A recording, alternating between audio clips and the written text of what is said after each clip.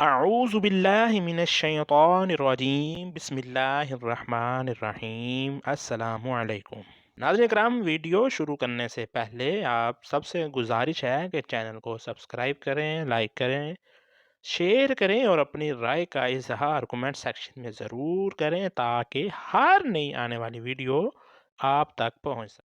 نبی کریم صحیح صلی بخاری اللہ اور علیہ وآلہ وسلم نے ریاست مدینہ کے قیام کے بعد مختلف حکمرانوں کے نام خطوط جاری کیے اور انہیں اسلام کی دعوت دی۔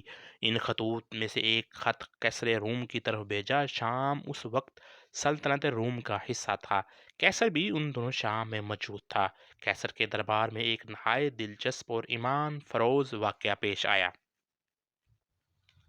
حافظ ابن کثیر نے حافظ ابو نعیم اصفہانی کے حوالے سے یہ دلچسپ اور حیرت انگیز واقعہ نقل کیا ہے۔ وہ لکھتے ہیں کہ جب نبی کریم نے دحیہ کلبی رضی اللہ تعالی عنہ کو شاہ روم ہرکل کی طرف اپنا سفیر بنا کر بھیجا تو اس موقع پر شاہ روم نے شام میں آئے ہوئے تاجر ابو سفیان اور ان کے ساتھیوں کو اپنے دربار میں طلب کر کے ان سے وہ مشہور سوالات کیے جو صحیح بخاری اور صحیح مسلم کی روایت میں موجود ہے۔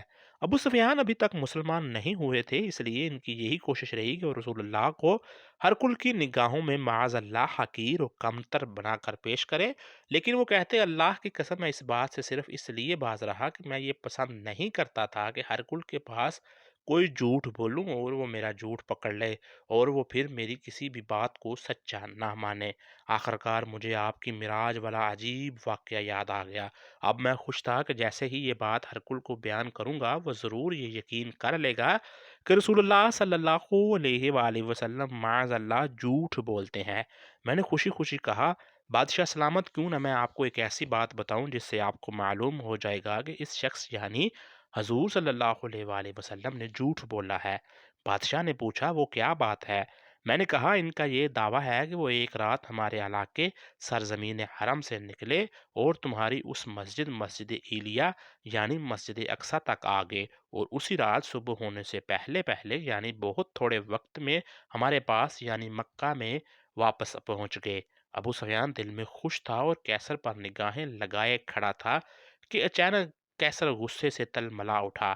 کہنے لگا، یہ جھوٹ ہے، ایسا ہرگز بھی ممکن نہیں۔ لیکن ابو سفیان کو کیا خبر تھی کہ اللہ تعالیٰ جب اپنے محبوب کی عزت افزائی فرماتا ہے تو گواہی بھی دشمن کے گھر سے دلواتا ہے۔ جیسے ہی ابو سفیان نے واقع معراج کا حوالہ دیا، ایلیا یعنی بیت المقدس کا سب سے بڑا پادری اس وقت کیسر روم کے قریب ہی بیٹھا تھا۔ اس نے ابو سفیان کی یہ بات سن کر فوراً کہا، میں اس رات سے واقف ہوں۔ کیسر روم نے حیرت سے پادری کی طرف دیکھا اور پوچھا، تمہیں اس کے بارے میں کیسے معلوم ہوا؟ اس نے کہا، میری عادت یہ تھی کہ میں رات کو سونے سے پہلے مسجد اقصی کے سارے دروازے بند کر کے سویا کرتا تھا۔